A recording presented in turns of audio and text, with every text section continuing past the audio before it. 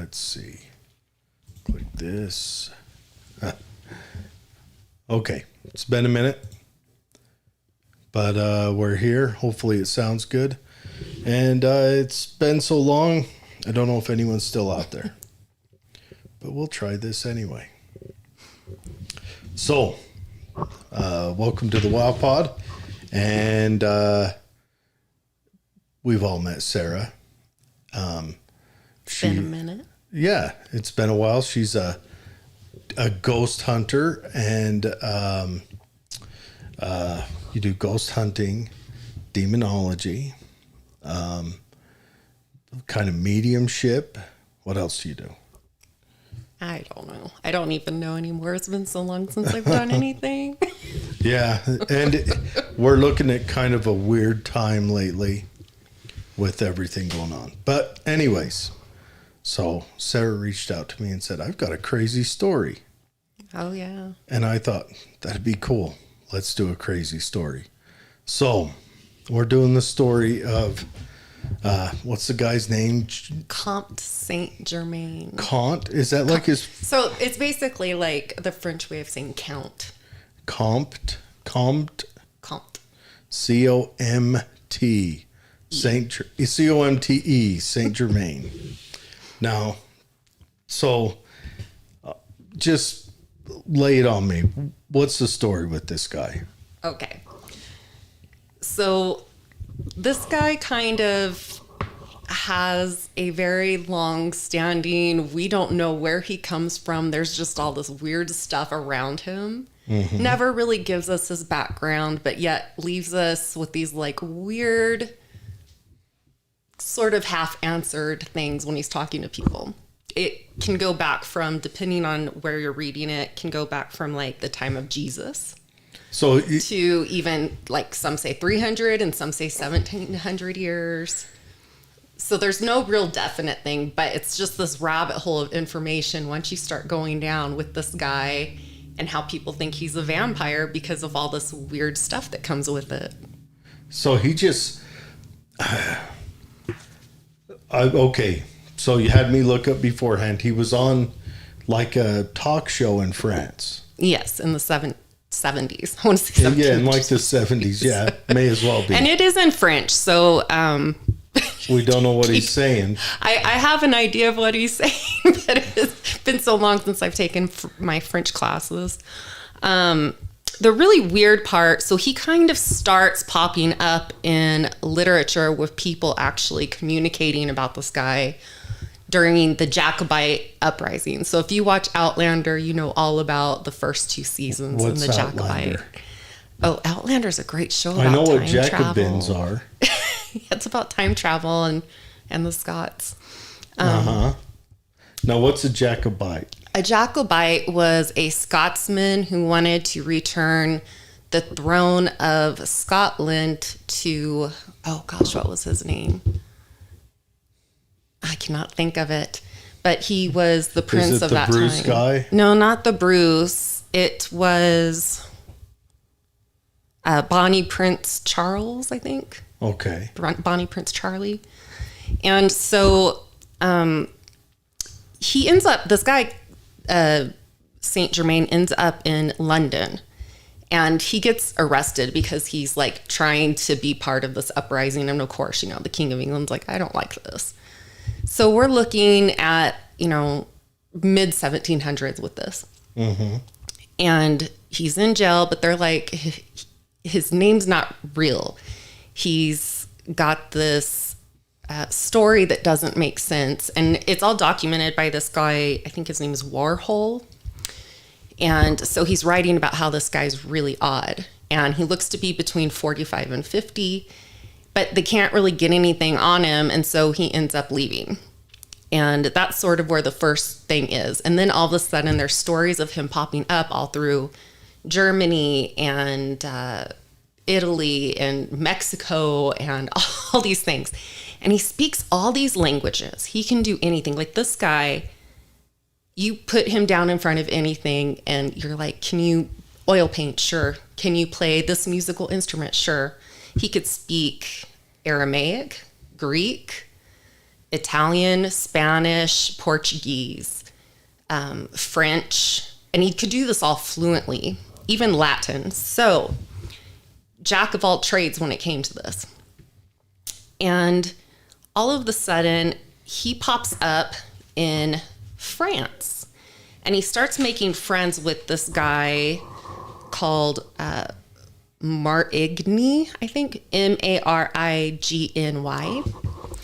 And he is sort of like the director of housing and buildings and stuff for the then king of France, who was Louis XV. So this would be, we all know who Marie Antoinette is. She was the famous queen that got beheaded. This would be her grandfather-in-law. And he is having an affair at this time with this Mademoiselle Pompadour. And anyways, this Pompadour's throwing a party. And there's this girl there called Von Georgie. And she's like, you look really familiar to this guy that I met when I was in Venice when I was a child. And, was your father there? And he's like, no, that wasn't my father, but I lived there during that time.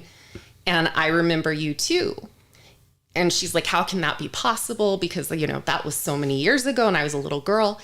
And he knew all the details about their meeting when in Venice. Like, he could describe little minute things that nobody would know that. Like, how would you know? And so the story sort of evolved of like, we believe him. We believe all the stuff he's telling us because there's no way he would know this. So this stuff is going back to, like that recording in France is, what are we saying, late 1600s? No, mid 1700s. Mid 1700s. Mm-hmm. So, I mean, Marie Antoinette, her grandfather-in-law, so King Louis the 15th. Yeah, Louis's grandfather. Mm-hmm. And he's in his court, and a girl's, I know you from there. What's the oldest kind of, I don't know, story of this guy? Probably the one we were talking about where he was in London and the Jacobite uprising is kind of where it first starts. But there's stories of this guy like written by Voltaire, by Casanova. Really? And like these people are all throughout history, and yet these stories are popping up. And so when he's on that show that we do have on the YouTube, he's even talking about how supposedly, again, I was kind of reading what he said in French to English, but he's talking about how Madame Pompadour and Louis XV are both still around. They never died. There's this group of people that have taken this elixir of life that he has created because he's a not Scientologist, but he's a scientist, an alchemist. Mm-hmm. And so Louis XV gives him permission to stay in this Castle de Chambord and to develop a laboratory. And he has people coming there. He has his own assistants and everything to help him. And he can somehow turn things like lead into gold. He can fuse diamonds together in a way that you would never be able to tell that diamond didn't come like that. Mm-hmm. And he was known for walking around and just covered in diamonds. He never carried money on him. And he would just be like, here's a diamond. Just pluck a diamond. Just pluck a diamond. And so there's just all these really weird stories. Now, he disappears for 12 years. Mm-hmm. Pops back up and is like, hey, I want to speak to Marie Antoinette. And everybody was like, where did you come from? You look the same age. We've all aged. And if you've seen the Marie Antoinette photos of her looking like an old lady, she was 30. When they beheaded her, she was in her 30s. She was young. She was very young. And so they aged differently back then. Mm-hmm. Especially the stress of things were just different. So he had not aged at all. And he comes in and now it's talking about how he knew things. Like he was like, hey, you're going to be beheaded if you guys don't stop this. And of course it was like, okay, sure, you know the future. everything he predicted in that meeting ended up coming true because, as we know, there was an uprising and she was beheaded. So he's now also telling the future. He knows things that he shouldn't know. So what is his claims? What is he saying that he lives this long because of this elixir he creates, or is... He's very mysterious because he never really gives you the true thing of what's going on. It's always these little bits of pieces. But it all comes down to the same thing, is multiple people throughout history and even people throughout their lifetime are meeting this man. And he stays the same age. He does not eat. He likes to drink something red. He never eats. And so it does mention that he drinks blood? It does. Really? Let's move forward and I'll get to that because that part's really weird. Let's take a real quick minute. Hey, King, good to see you on here. Casanova 2 times was a brutal in BX area. All right. Someone else can tell me. And then also Bundo, Bushwick, NY as well. So was this guy in Bushwick, New York? Bushwick's like a little area in New York, isn't it? I don't know. I think it's kind of an area. Mundo, vampire, maybe. We're getting to that right now. Okay, yeah. Vampire stuff. Tell me. All right. So now we're about 1912. And it's New Orleans. And he lives... So 1912. 1912. We're talking the automobile just showed up a couple of years before. Man is flying a little bit. World War I starts in 2 more years. He's in New Orleans. He's in New Orleans. And so we're talking about 1039 Royal Street. That's a very famous street, and it's known for having these mansions that have, 2 to 3 stories. He is having these wild parties, inviting all of the rich people. Really? So wherever he goes, it seems like he's a socialite. Oh, yeah. Because, it's not like meeting the king in France and, late or early 1800s or late 1700s is something that everyone does. So that's yeah, that's a big deal. Well, and if you think about it, if you lived forever, would you want to be, cleaning up the pigs or whatever it is? You would want to be hanging out with the people who worked for you. If you lived forever and you still did that, you broke something somewhere in your life. Because like you're saying a minute ago, how he had all these talents. He could oil paint and sculpt or whatever, whatever talents. That'd be what you'd end up doing, is you would slip and slide out of different talents. Yeah. And especially with being fluent in all these languages, he could just pop in and out where he wanted and really just maneuver through all sorts of aristocratic kind of, places. Yeah, it makes you wonder if he had a ship called the Demeter or something. That was a good movie, by the way. Haven't seen it, but I know that was the name of it in the book. Yeah. So he's having these parties with all the people, and they're like, that's weird that he never eats. He's throwing parties, but we never see him have food. That is just weird. But he's always drinking, again, this red thing, this red wine. He always has a glass of that warm, sticky, icky red wine. Yes. And he's known for sort of not really being with women, but more so that he liked to go to the prostitute area and pick up these women and bring them home. And then always, wherever he is, no matter what time period, there's always these mysterious disappearances of more people than usual. Like prostitutes, right, because you're gonna pick on the people that nobody would really want to mess with. Well, yeah, you would go after Who's going to care if they're gone? Well, right? it's not even who would care, but people who are already in hazardous workplace, you know. Yeah.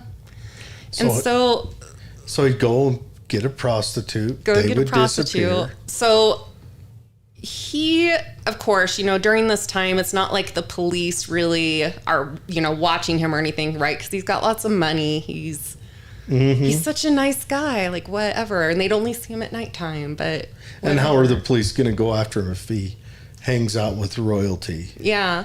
You know, 1912, he's eating dinner with Teddy Roosevelt. The police are going to steer clear of that. Yeah. And so they're even asking him things like, for example, back in France, that little girl I was talking about, that Von Georgie, her and her mother were like, well, tell us about your mother. And he's like, I had a price on my head. I was 7 years old. My mother gave me a photo of her, which I keep on me. He said this? He said this. And he goes, but I was never allowed to see her again. And he lifts it up and shows him, you know, his arm. And he's got this little portrait of her where it's just kind of, I don't know, it was a bracelet or something. And they said she was very beautiful, but she was wearing clothes that were not of that period, and it didn't make sense. And they were like, where are you from? Like, when was this taken? And he just changes the subject because he doesn't like to talk too much about himself. So, like I said, he gives these interesting tidbits. He likes being in the shadows. So, either this is a real guy or there's multiple people. Like one person began this hoax and just kept it going. For centuries. I want to take a minute. And you talked about the photo and the attire. And you know how you can order the picture of yourself dressed as like a duke or whatever? Yeah, I want to do that. Imagine in 1,000 years when someone does archaeology and they find a picture of you dressed like a duke, and then you, I don't know, standing next to your, 87 Cutlass, and they've got to, figure that out in their brain. We might be starting something funny with that. But anyway, sorry, just a side note. Well, moving forward, we'll go back to New Orleans. Yeah. So he's got this, mansion. This woman jumps out of the second, third story.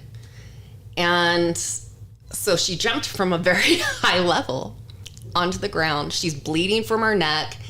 And she sounds crazy, but because she was like a prostitute, it was, we don't care. And they took her to the hospital, but she's telling them, he went mad, he attacked me and bit my neck. Was she a prostitute? Was she I believe so. A lady of ill repute? Kind of, yeah. So they took her to the hospital, but it was kind of like, she's alive, we know. So, okay, yeah. And also it wasn't, if that happened today, he'd be done. But back then, wasn't quite as equal. So he started getting the prostitutes again. He attacked her, and she, maybe that was his MO, is he would take them to the third floor so that they were trapped, right? All he had to do was block a door, and she jumped out a window. Yeah, she made it out. So she dies. In the hospital? She dies in the hospital days later. And at this point, they're like, maybe we should go and investigate. Does she die from her injuries? Okay, so she didn't die because, she's in the hospital recovering. They've got the plaster cast on. She'll be okay. And then all of a sudden she's... No, it's because of her neck injury. Oh. Tell me about this. Like it broke her neck when she jumped? No, because he bit her. And she's bleeding. Yeah. Okay, That's why I was saying she had blood coming out of her neck, and she was like, he bit me, he was crazy. So he attacked and bit her, and she died from blood loss. Days later in the hospital. Oh. So now at this point, the police are like, maybe we should probably go check it out. We got to investigate a little bit. The citizens are going to be honest. They go in there, and he's nowhere to be found. He has mysteriously vanished. Nobody saw him flee in the middle of the night. Back on the SS Demeter. Something. But they find all these clothes from centuries. Like, why does he have a 1700s thing and an 1800? That didn't make sense. How crazy is so this day? Here's what I'm picturing playwriting this. he pops down to the shop, for a can of soda pop or whatever they called it back then, right? And he's walking back, and the police carriages are out in front of his house. So he just turns around and walks off. I mean, he's probably got money everywhere. What would he be concerned with? Well, he said he could just make anything. He could turn lost lead all to those gold. clothes, Yeah. I mean, they're probably sentimental value. Probably. And that was the thing. They would say he dressed simply and understated, but yet well enough. Like, it was just, he just blended in. So he dressed classy but subdued. Yeah. I know. It's like I want to have nice things, but I don't want to be super noticed. Mm-hmm. Yeah. So amongst all the clothes and everything, this is the other weird part. They found tons of bottles of what they thought was wine. Now, what do you think they found when they opened the wine to drink it? Oh, it had a penny smell. It was all blood, all human blood. So they're like, he doesn't eat. He has bottles of blood. This woman's saying he attacked him all night. He doesn't age. There's stories of him forever. This is weird. And you said earlier, he says there's a group of them. Mm-hmm. And who else in this group? So Louis the 15th, he claims, is still alive in his broadcast when he is in French, as Richard Chambray is what he goes by at this point. But he claims, I am the Comte De St Germaine. Imagine if Louis the 15th is still alive. He says he's living in France. Lying low, just being Yeah. quiet. And he says that on TV, and Louis just drinking his morning coffee. I'll bet Louis spit that up, was pissed. Well, they said also that Von Georgi girl was in there, as well as... So she's like the little vampire girl on that creepy vampire movie from the 90s. Oh, yeah. So the Interview with the Vampire. And if you look at that, there's a lot of things where you can see where she did kind of... So New Orleans, right? Uh-huh. The violin, he was really well at playing that, hanging out with rich people and just getting his way. Like, all of that. So the lady that wrote that, Anne Rice, she's just copying. Yeah. She's I mean, just well, that's filling what in we the do, gaps. right? Is we take things and do that. Oh. So that Von Georgi, I think it is. So he supposedly also brings her onto this thing in the 70s. And he's like, this is her. And there's all these people that are agreeing that it is her. Was she young or... And she constantly remained at age 25. Oh, so that's not that young. That'd be okay. You freeze me at 25, I'm okay with it. You freeze me at 8, we're going to have some problems. Yeah. I'm going to be like that girl on that vampire movie. I'm going to become a little psycho. Yeah, that would be the whole thing. That would be awful. Yeah, but there's like all these people who, like, even when Marie Antoinette was beheaded, they like looked over and they're like, oh my gosh, there he is. And he hasn't aged. He's still between 45 and 50. The St. Germaine guy? The St. Germaine guy. I wonder how that went down with Louis, because they beheaded him. Yeah. Did he... I mean, you could foresee him saying, I'm going to get an impersonator and have them behead him, and I'm going to sneak away, Mm-hmm. I don't know. I had never read any reports on it would be when they beheaded him. Back then, it would be so easy to have somebody that looked like you, just to kill him, to replace him, to whatever, put him in the coffin. Yeah. Because back then they didn't really, there was no real autopsies. And even if there wasn't blood typing, there wasn't all that stuff yet. Yeah. So, I mean, you just got to get someone with enough of the facial feature to pass. Mm-hmm. And then, I mean, of course, nowadays they're saying, what's the latest one, that Jamie Foxx is a clone is or a robot. Clone or an actor, robot, or maybe some of that alien. stuff's really weird. There's a new one with Bill Gates and his wife. What is where they died, I think, in the 90s. Yeah. And it shows them in the 90s and them today, and they're completely different people, but still look similar. Really? Mm-hmm. I've never looked at that. Now, him and his wife, they split. I don't know. No, they divorced. Did they? Yeah. I think it had something to do with he'd like to hang out with Epstein a little bit, But I don't know, Bill Gates. I mean, not that he was ever a good guy. That bastard's pretty evil right now. I mean, he wants to release mosquitoes, and he's saying we need to cut down trees for the climate, which sounds weird to me because I thought if CO2 was the issue, trees breathe CO2. But anyways, but what if they did? What if there's like this group? What if you get, like, if you're stumble on it, or you're wealthy enough that you get into this club, and then they, Yeah, and that's part of the stuff he's talking about in that interview. Is he's even talking about the head of the Knight Templars is part of this group. And so that was way back. That's yeah. What are we talking, 1300s? Yeah. So there's, like I said, they can't really track where he comes from, but there's all these weird things, and because he looks alike, he never ages. Oh my gosh. And even like Taylor Swift, they said she looks like. Oh yeah. So there's like a whole thing of these people. All right. That could I was an unbeliever. You said Taylor Swift. I'm a believer now, because she's got a hold on people. Like, I heard that at her concert, was a couple weeks ago, that her concert was busy enough that it set off the Richter scales. In California, the earthquake measure. Earthquake sensing stuff.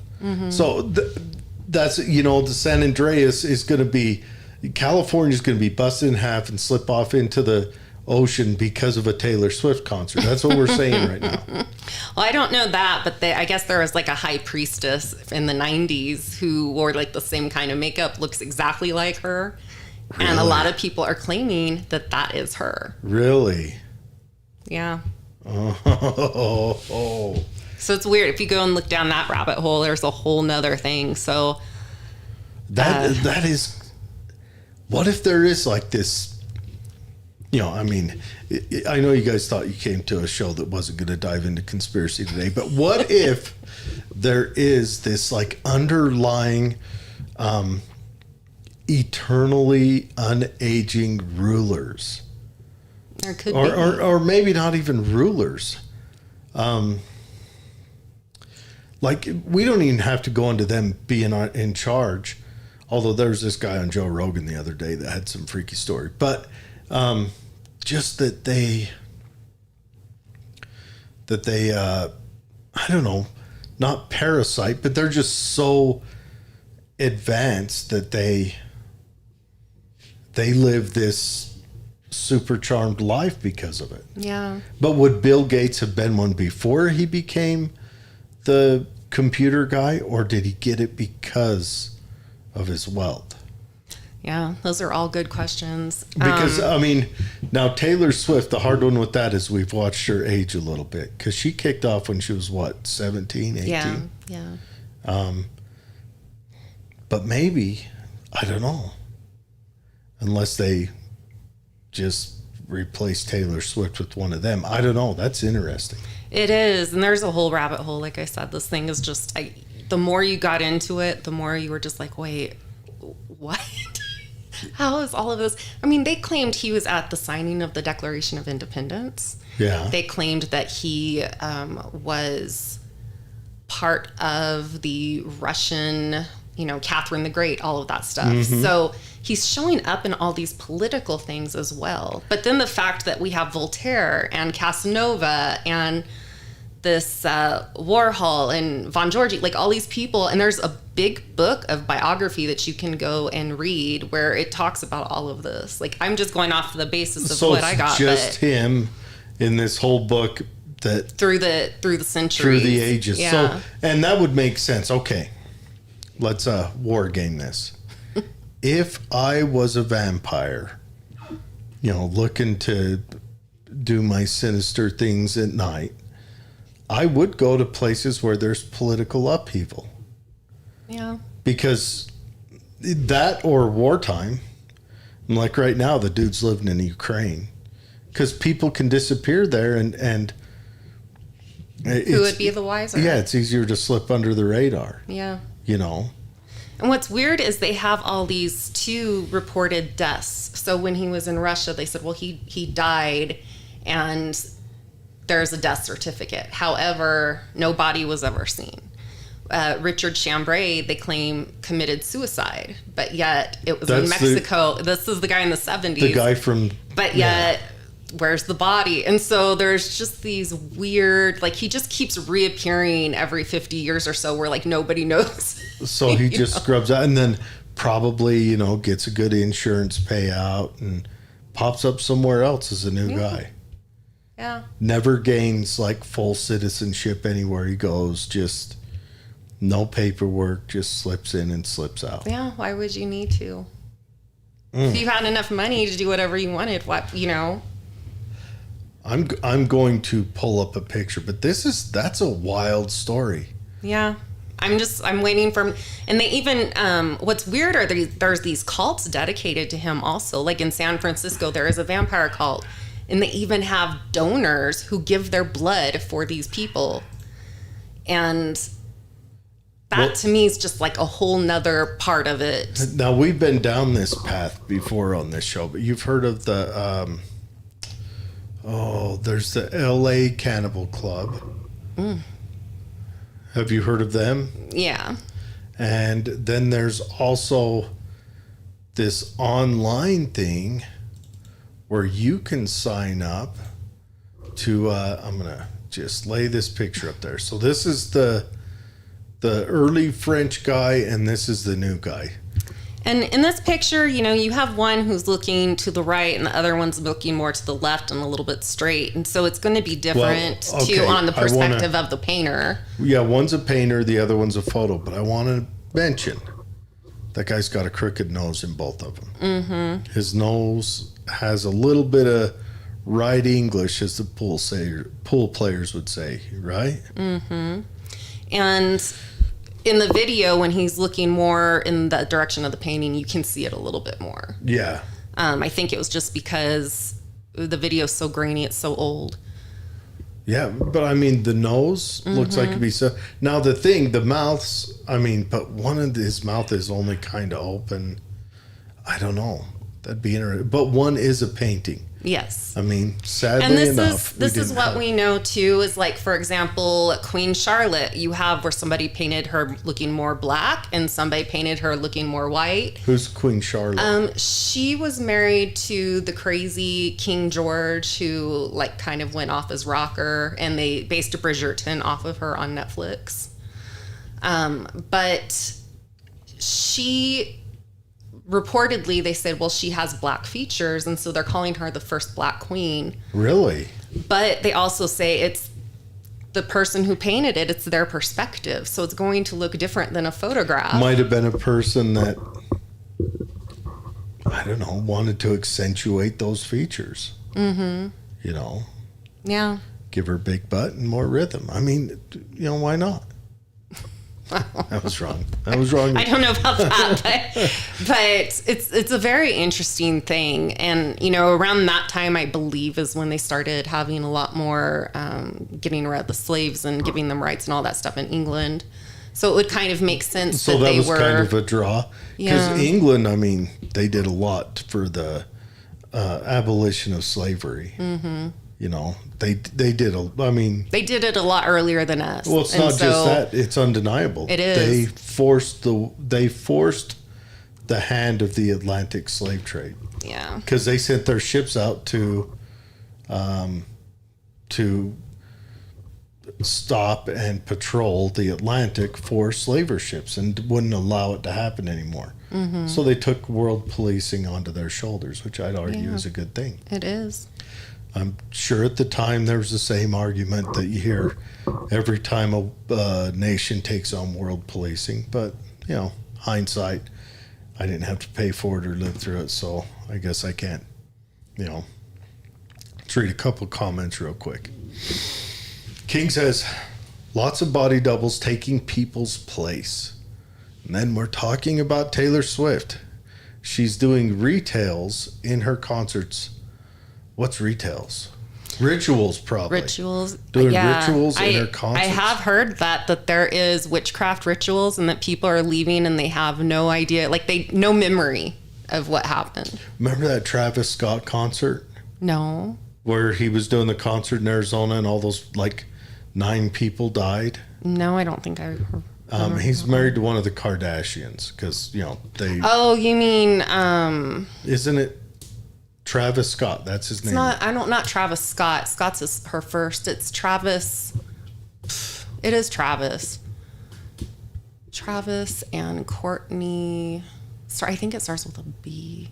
Anyways, he's got some ritualistic stuff going on his albums and all the other stuff. Well, it's prevalent. It's anything in those industries, even if it's just McDonald's, for example, you can go through and you're like, okay, well, this is how. I think the Kardashians are demons and possessed people. I'm just going to throw it out there. Yeah, well, I think most of. How's Kanye doing right now? Mm-hmm. He's his own thing. Yeah, well, I think Kim spun him out, and now Kanye's, he spun out. Kim really got a hold of that guy.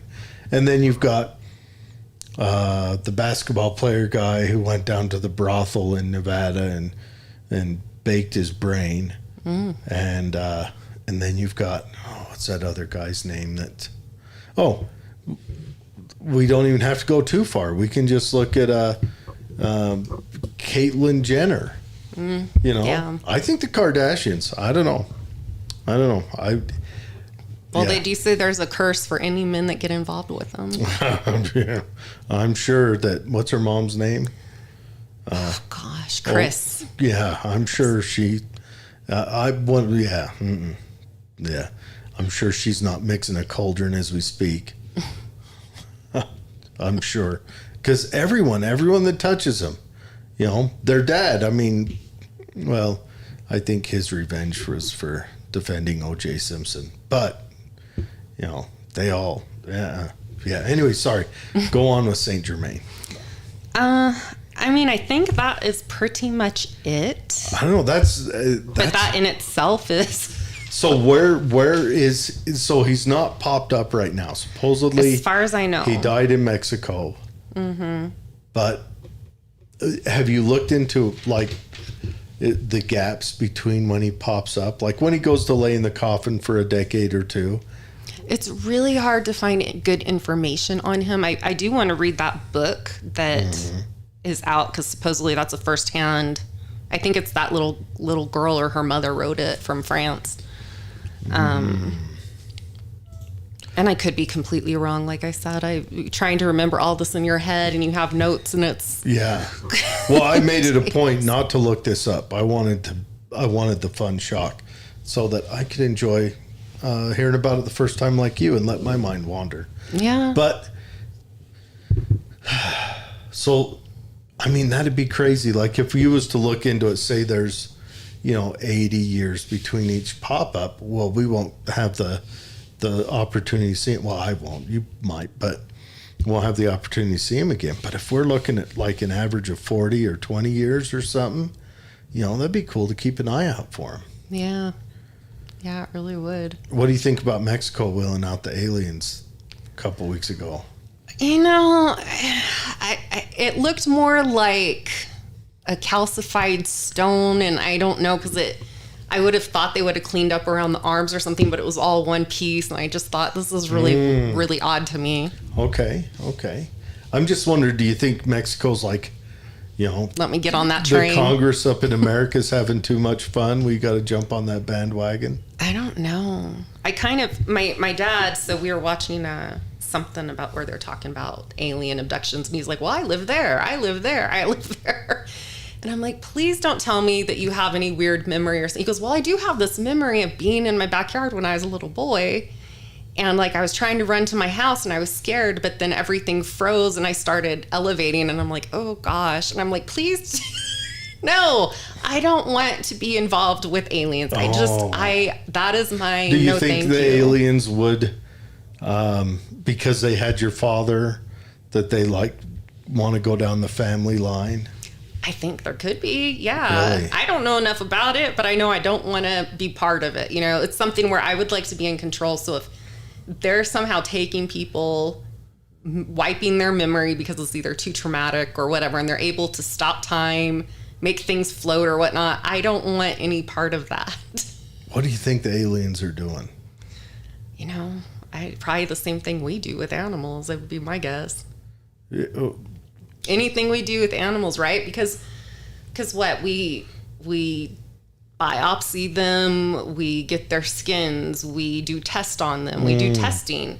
Like aliens are doing lab rat stuff on us. Yeah, why not? Like the alien drops down and sprays Mars flu in your face. They're like, look what happened to this one. And then they sneakily come down every day and take notes. Well, because what That's if our what the DNA little thing in your rear end is for. It's a thermometer. Yeah, what if our DNA is so close to theirs that they're testing things on us, right? Because that's what we do with animals is we say, hey, like, let's see how this product will do. Wake up, they forgot to wipe the makeup off, and yeah, they did some makeup testing on you. You got like this gray eyeshadow. Green. You're like, how did that happen? But then the other thing goes back to, are they demons? Because there's a lot of people that believe that. Now, that's Jacques Vallée. That's his whole thing. If you look at the levels of angels, and you can relate that obviously to the same amount of levels of angels would be the same amount of levels of demons. Mm-hmm. There are certain angels that can stop time. 1/3 of demons and 2/3 angels, apparently, according to the Bible, right? 1/3 of the host rebelled. Right. Oh. So if they're demons, why do they have UFOs? I don't know all those answers. That's a whole...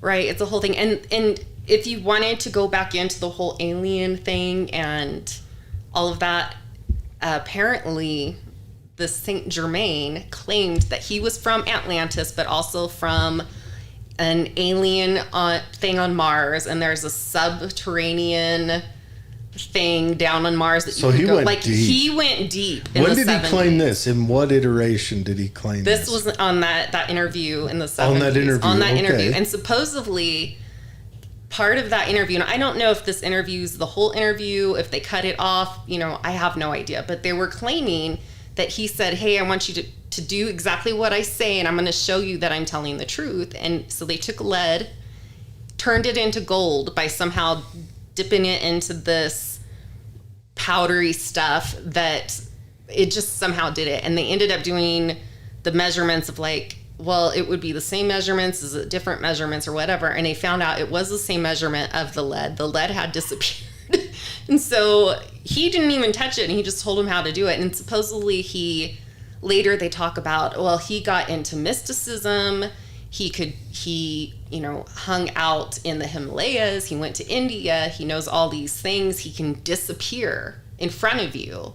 He can levitate. He glides like that. These are just really weird things that they're talking about with this guy. And so I don't know. It's like, is he or isn't he? Or is it just some person, for example, or multiple people? Mm-hmm.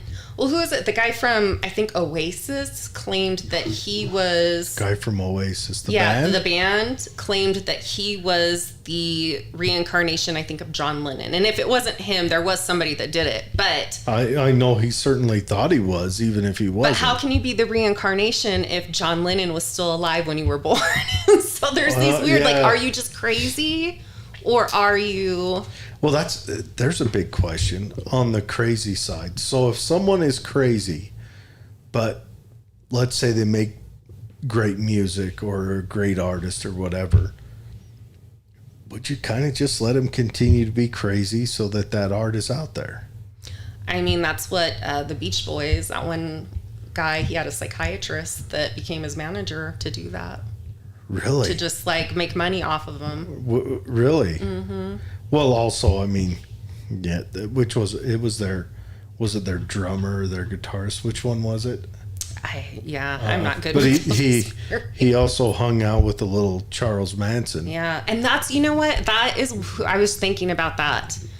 This guy reminds me of somebody, and that's who he reminds me of. He reminds you of Chuck Manson. Huh? Something about him. That's Was just it the what way he he reminds me talked of. in French? He was It's real, just the way kind that of he intense. I don't know. It's just a vibe I was getting of just like, he's not somebody, like if you see somebody walking towards you and you get that vibe of like, you know what, just turn around and go back to your car and lock the doors. That's the vibe I get.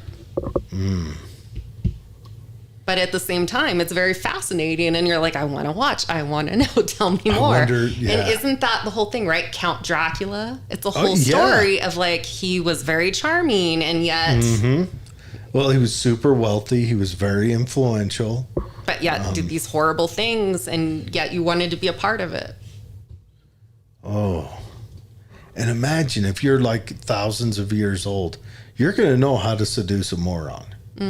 Right? You're going to know how to sweet talk someone into your chateau and so you can fill the wine bottle with blood. Yeah. Oh, that is insane. Yeah.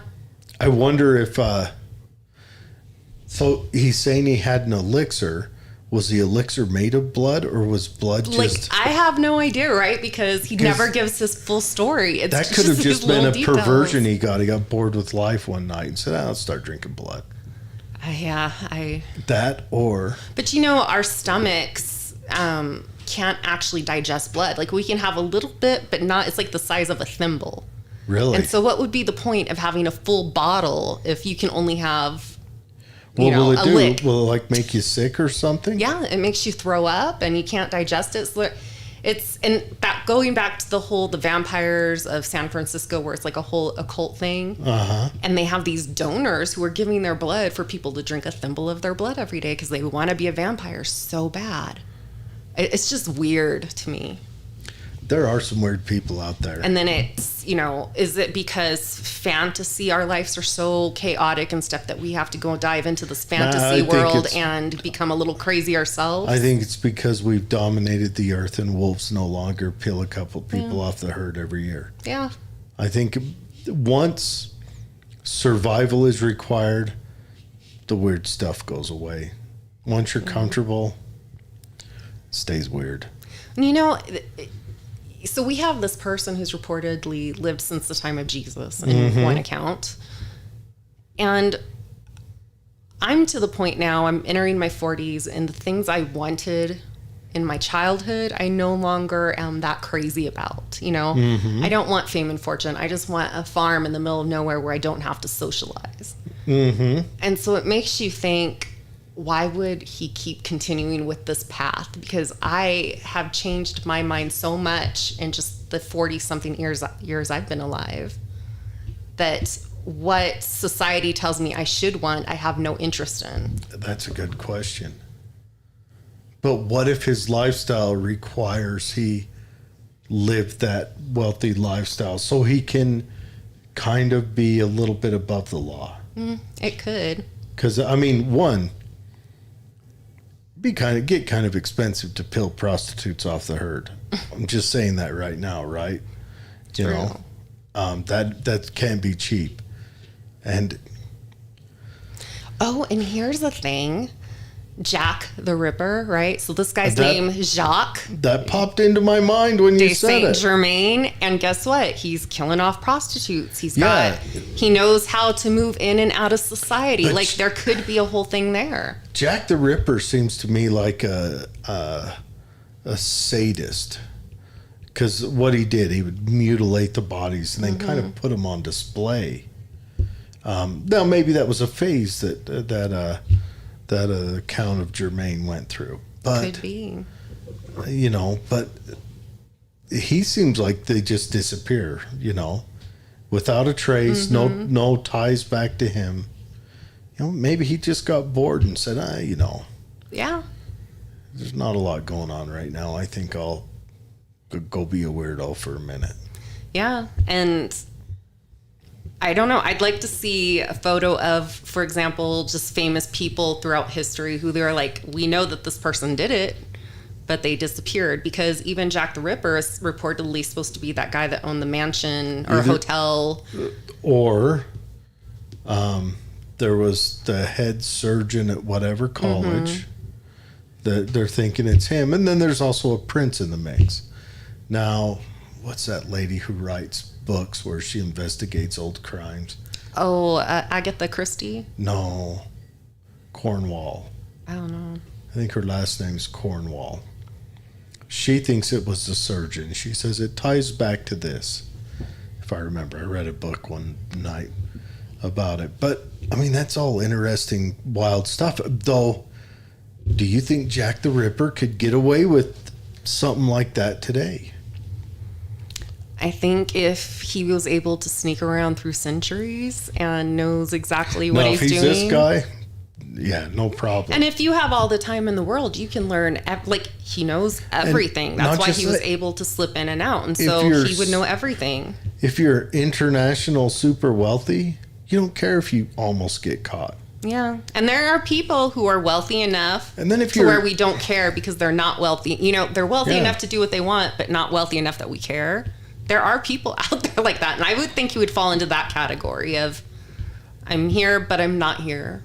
Yeah. And I mean, if you're that wealthy, if you almost get caught and you're essentially eternal, just take the first opportunity to escape. Mm-hmm. I need to put a picture of him next to Jeffrey Epstein, though. I got to do some side by side. Just because Epstein, his story is creepy as hell. Though I have my own beliefs on what Epstein was, but you know, I think if you without questioning at all think he committed suicide, yeah, I mean, he may have, but if you're buying into that without going, maybe, I think your sheep dipped deep. Mm-hmm. Because, I mean, that guy, he was the wealthiest investment banker out there, yet we don't know who he investment banked for. Yeah. Had no ledgers, none of that. All right, CIA didn't make you at all. You know? Yeah. But yeah, that's wild.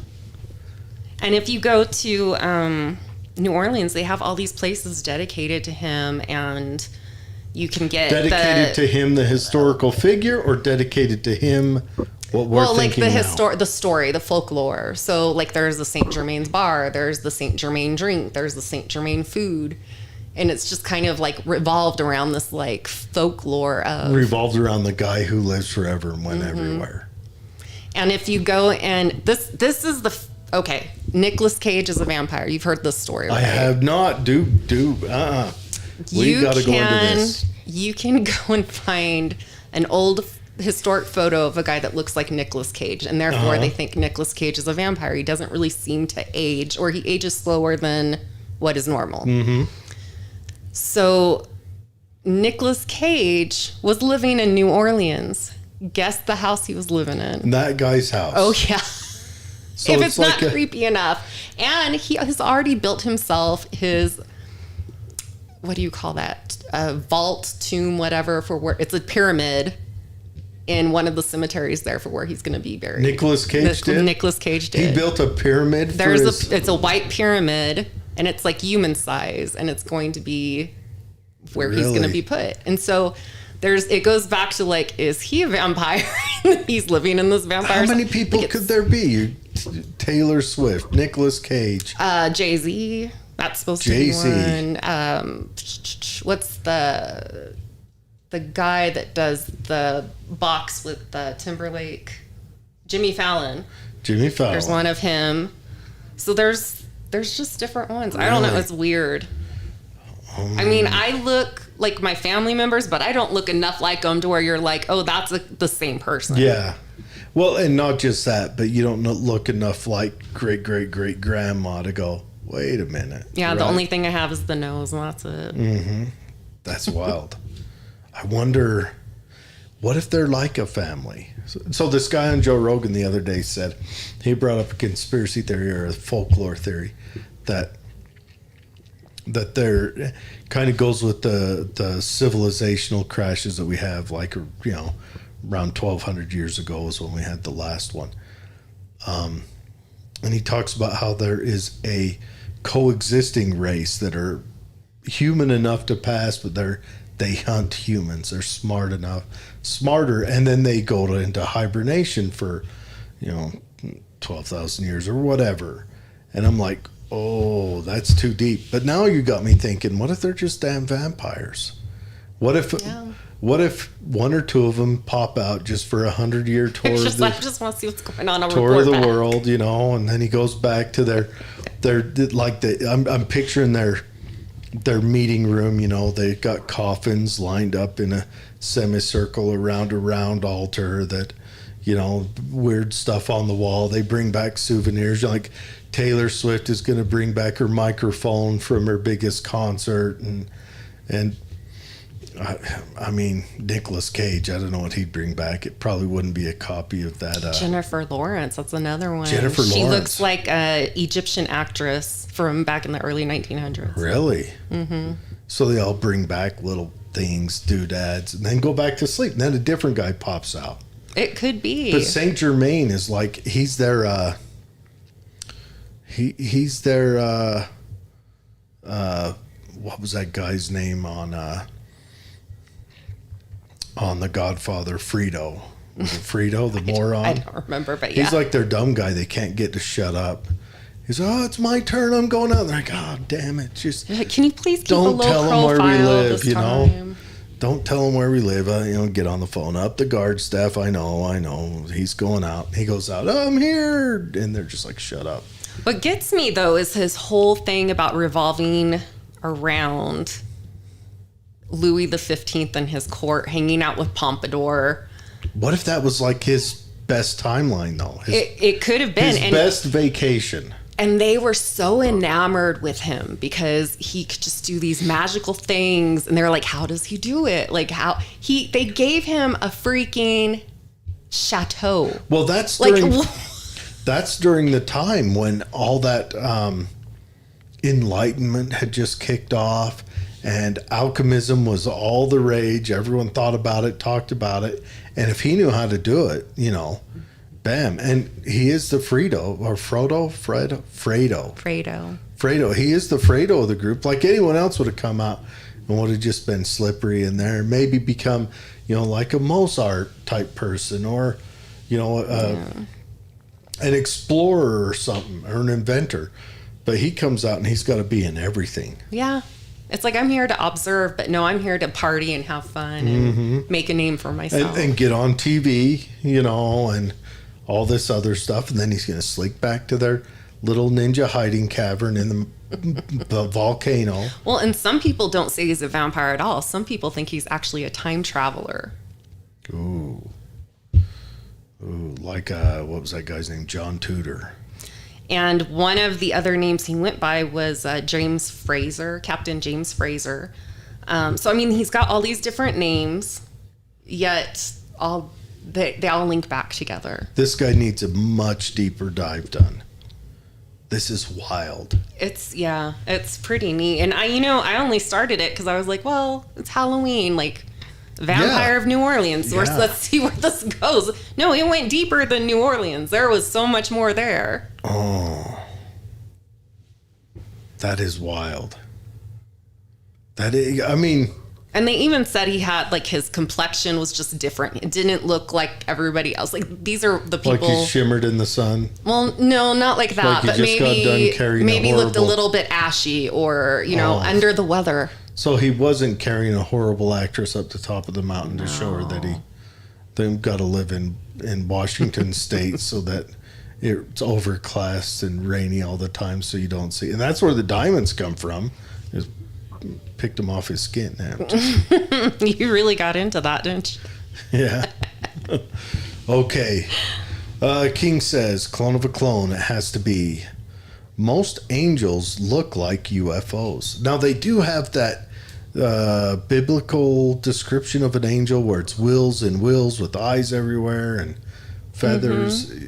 Yeah, so there's 9, they call them choirs, 9 choirs of angels, and that is one of the choirs. It's one of the upper ones. And so these were the ones that actually came to Sodom and Gomorrah to destroy it. Yeah, I heard somewhere that cherubs, the little baby angels that shoot the love arrows, that they're actually one of the highest orders. It's not actually cherubs, it's cherubims. Are completely different. Oh, okay. Do go on. but yeah, there's the lowest order would be our guardian angels, and then it's like goes up to there's like the archangels, the miracle angels, and each class has a different thing of what they protect. And the top 3 usually they stay in heaven, and they tell the lower 6 what to do, and the middle ones they communicate. There's a whole thing. It's chain of command. It's a whole chain of command. Politics. You don't want to. So there's an HR angel over there. If you step outside of politics, you got to go over there. It's just a miserable meeting. Fill out the paperwork. Yeah, and so the ones that are able to do miracles, this is what I always tell people. There's Ed and Lorraine Warren. We know who they are, right? We should hold off on this one. I'm going to have you come in and do an angel show. Okay. Just breaking down angels for me. Well, I will, but this is what's just interesting. So you have the miracle angels. They can stop time. They can make things happen. Okay. So if you were like, I want it to rain over my house, they are able to control the weather. Like they can just make things happen. So now imagine that as a demon, and you're going to have, like Ed and Lorraine had a house in England where rocks were falling. And it was only falling on that property, not the houses next door. And the police were actually watching it going, what in the, So that's what I say. You can identify what you're dealing with based on what they're able to accomplish. So are there cherub demons? Like little fat baby demons? Because they're not like that. Little bows and arrows. Now, are they either... Those are the ones that make you fall in love with the wrong person. Well, I mean, those don't exist. So, I mean, they exist, but not in angel. Like I said, there's cherubims are different than cherubs. So what's the difference? I think, if I can remember, cherubs, I'm trying to think. I think they're like a type of Greek thing, like what's the guy that has the goat feet? Pan. So it's kind of like that. Like they're actually a pan thing. They're not an angel thing. Yeah. So they're a pan. Like Pan is its own thing, but it's sort of like that classification of. Yeah, Pan was kind of an early iteration of a nature god, and then he came around healthy again in the end, and then But yeah, okay. And then they made him into Satan. I thought that was a horrible thing they did, by the way, making him into Satan, because Pan always seemed like he was just a fun-loving nature deity, right? Yeah, and there's a whole thing now where they say Loki is actually God. I mean, there's just so many things you can go on about with. That's when you go into those Gnostic religions, those Gnostic Christians and Cathars, and things like that. I don't know. This is a fun show. Yeah. I'm gonna have to look into this guy a little more, and now I'm gonna have to look around and see what.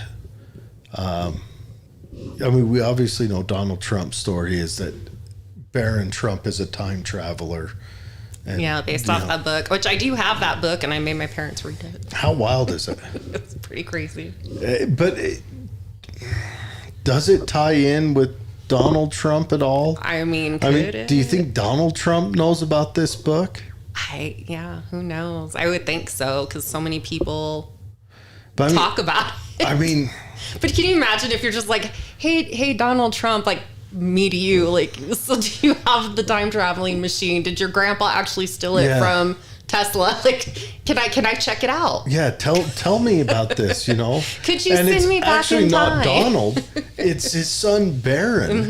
Who a guy named Pence is his teacher or something. It's a wild story. There's so many things. I think about that way too much in my head. Like, if I could go back in time, because I've had so many surgeries. For you guys that don't know, like, I have a scar literally from the top of my chest down to my pelvis, and I'm like, I could go back in time and say, I escaped a madman, and look what he did to me, and I don't know who I am, and I would just be given so much because this poor girl, look at her. Yeah.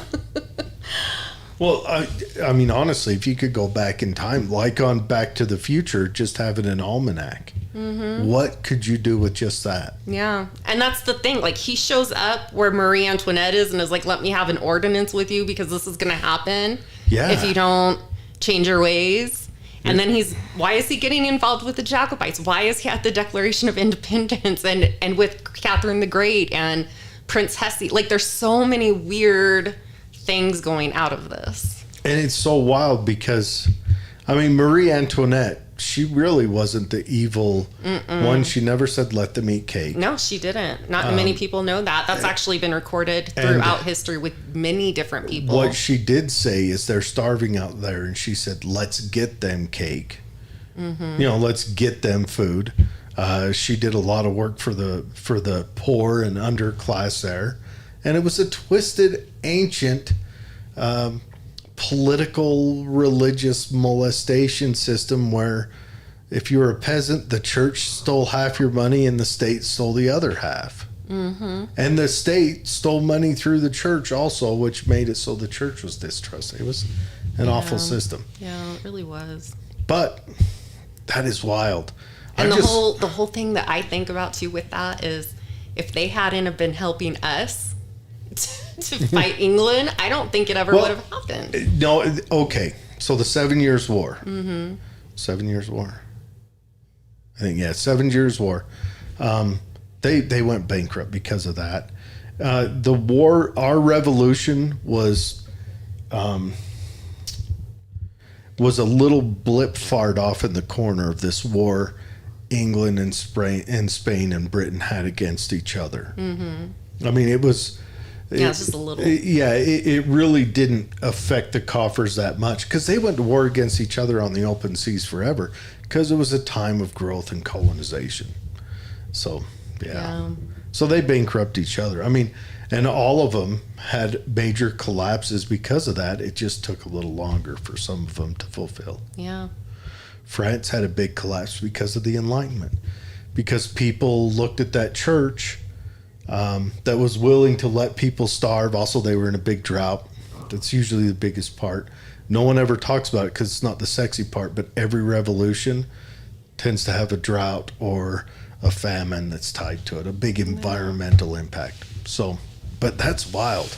All right, we'll finish this out, but I want you to come back in. Of course. I want to talk angels and I want to talk demons. But I'll have to bring my notebook because if you can tell, if I don't have it on paper, my mind goes blank. Yeah, and I don't know how to write, so I don't put anything. But I want to do it in 2 separate shows. Angels in one, demons in another. Okay. And then you decide which one comes first because I want to interact between the two. But I think that is awesome, that the layers of angels. I want to know what the layers of demons look like. How does that all work? Well, and I mean, I've been studying my Bible a lot lately because my dad has cancer, so I'm trying to keep my spirit up. And like I was just reading about how they're talking about Elijah has come back. He is John the Baptist. And I'm like, right there, that's reincarnation to me. John the Baptist was Elijah reborn. What if and it says that Jesus says that. What if there's a new dude that's reborn again? Well, they say that there's going to be 2 that come back that we've already known, and they believe it's either going to be Nicodemus, I think, is one, but they think it could also be Elijah, and then they also think Moses. So they're thinking it's going to be kind of those 3 that are going to be saying, "Here's Jesus coming back," because he's going Moses to come back. Moses will recognize, when he parts an ocean, like, oh. I know that dude. He comes back and he's a dam builder. Just saying. Just throwing it out there. But, I mean, that's why, And they talk about the chariot that comes from heaven. I'll have to figure out where that is in the Bible. I believe that's in the Old Testament, but they're talking about how that, somebody told me once, like, they talked about the UFOs in the Bible. So there's lots of... Yeah, it crashed in Roswell. That was the chariot. Yeah. That'd be awful. That's wild to think about. There's so much weird stuff. And you did talk about how, I am a medium. I've seen things since I was a kid. I've seen angels. I've seen demons. They're not fun. I don't want to mess with them. However, they are in my life. See, me, one could come, I could get him one on either shoulder. I wouldn't recognize them. I've got no sensitivity to any of that stuff. So, Well, we all do. It's our gut instinct. I'm telling you, the guardian angel that got tossed at me He's just hoarse because he's been screaming for 47 years. Isn't that and I ain't awful? heard The a other thing. day, I heard a woman, and my mom was sitting over here, and I was like, did you hear that? And she's like, no. And I was like, well, that's weird. And the next morning, I'm, kind of in that I'm sleeping, not sleeping state. And it's, Sarah! And I'm like, damn it. I have to cleanse my house again. Really? See, I don't get any of that stuff. Yeah. I don't get any of that. Yeah, I just don't get. I have no perception. I'm a new soul. Remember, I mean, my last iteration I was like a housefly, or maybe I don't know what's another interesting animal. A tardigrade, that'd be cool. But that was what I was in the previous life, and this is my first go around. I haven't learned nothing yet.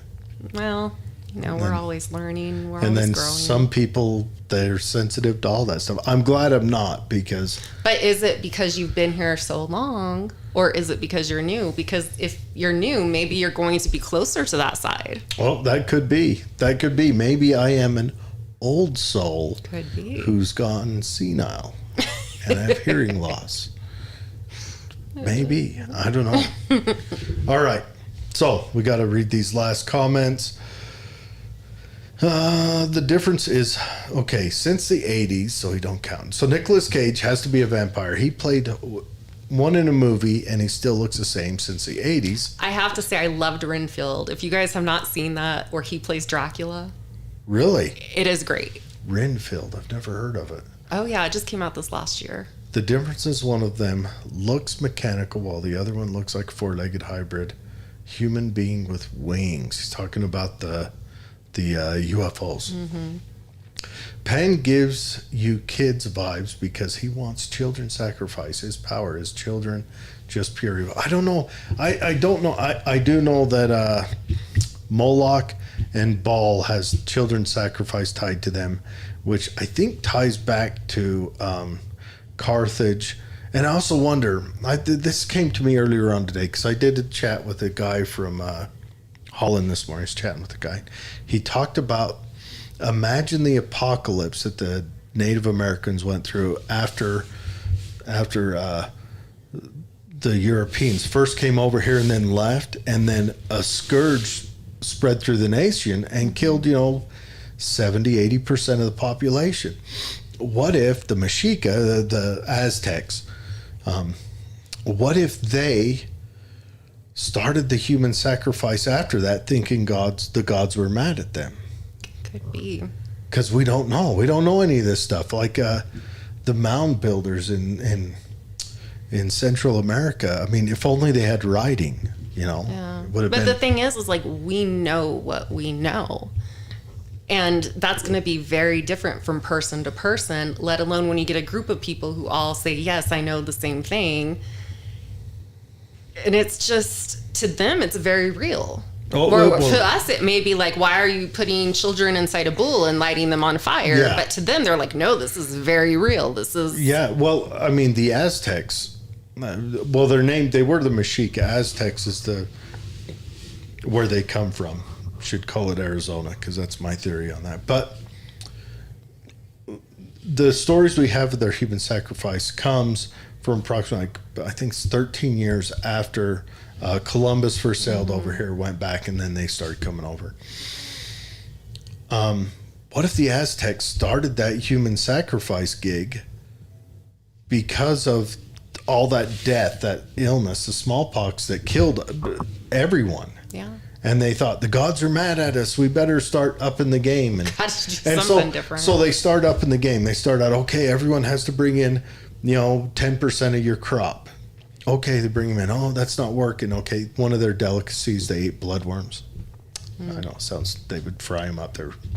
Yummy. Anyways, everyone's got to sacrifice their bloodworms. They had actual gardens of bloodworms. It's interesting when you read about it. But what if they just kept up in the game? And then as smallpox finally retreated, they had upped it to the point of human sacrifice. And that did it. Yeah. And so now we keep doing it. That was their trait for, the next until, the conquistadors overthrew them. Yeah. Then there's the whole wormhole of, did we ever stop? Well, okay. Now, Yeah, we went into that one time. That's a spicier show. We're going to dig in. We're going to cover all the shows that we want to do tonight. But no, that's an interesting one. We talked about that with the worshiping of Baal and Moloch that the Carthaginians and the Philistines did. Talking about that. And, that can get spicy if you look at it relevant to current times. Mm-hmm. And that is not a politically correct show. No. All right. There was actually measurements that were, where were we at? Pan gives your kids vibe. Okay, read that. There's actually measurements that were taken and each temple was built. At each temple that was built? At each. Yeah, at each temple that was built. Yeah. For the landing of the creature. For the landing of the demon UFO. King says, actually, the Aztecs, Mayans, and the Incans always said that the gods wanted sacrifice and that they had left recorded writings, but the books were burned. Well, okay. From my studying of it, I don't know. The Incans had the Aztecs, and they all had that hieroglyphic type writing. The Mayans mostly did. The Incans did a little bit. The Aztecs had some recordings. Now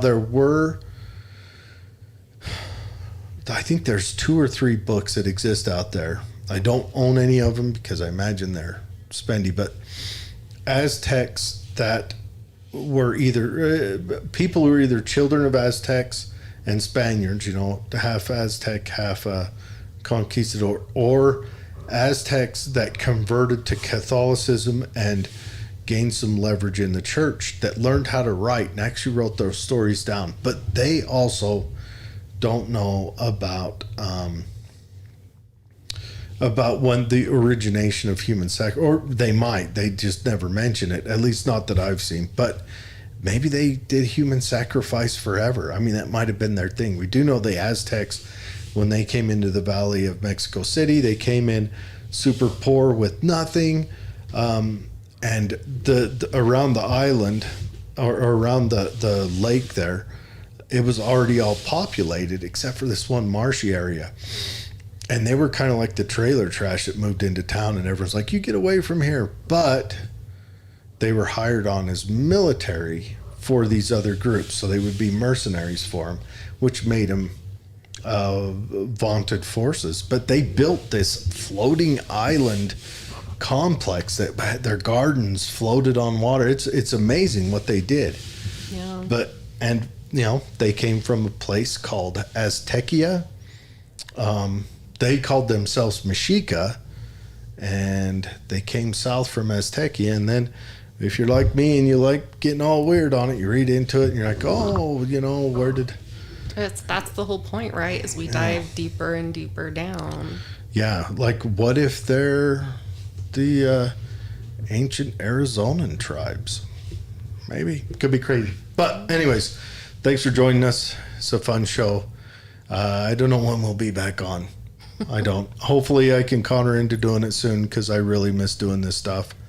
But we do need to talk about the alien stuff going on. Of course, I want to dig into angels and demons, and Sarah is uniquely capable of doing that because, she studies it on both sides, and I think she studies it on one side and has experienced it on the other is the best way to put it. Yeah. And thanks for joining us, King. Good to see you again, man. It's been way too long, like 6 months, 8 months, something like that. But yeah, say goodbye, Sarah. Goodbye, Sarah. We'll see you guys